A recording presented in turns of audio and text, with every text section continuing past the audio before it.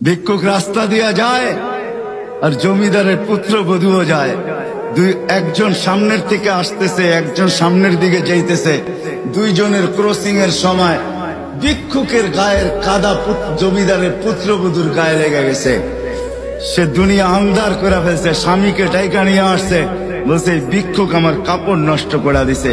সে শুধু ভিক্ষুক ছিল না, বৃদ্ধ ছিল।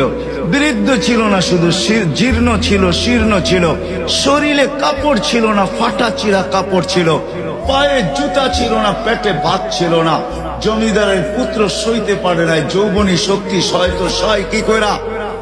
তার স্ত্রীর গায়ে ভিক্ষুকের কাদা, বস সমগ্র শক্তিকে হাতে জমা করা, একত্র করা বৃদ্ধের গালে বসায়। বৃদ্ধ কিচ্ছু বলে নাই, শুধু উপরের দিকে তাকায় দুই তিনটা শব্দ উচ্চারণ করছেন। শব্দগুলা হলো ইয়া মাল্লাহ তারা হলো ওয়ুন, ও আল্লাহ চোখে দেখা যায় না। ও তারা কুল্লা শাই, তুই সব দেখিস। ফারা তারা মা বি, তুই কি দেখিস না আমার সাথে কি ঘটতেছে, এটা কি দেখিস না? বলতে দেরি যুবক, মরতে দেরি হয় না। জমিদার চলে আসছে, প্রতিশোধ নিবে। বৃদ্ধের একদিকে মুস্কি হাসি, একদিকে বলতেছে প্রেমের খেলা এমনই হয়। জিজ্ঞাসা করছে কিসের প্রেমের খেলা রে?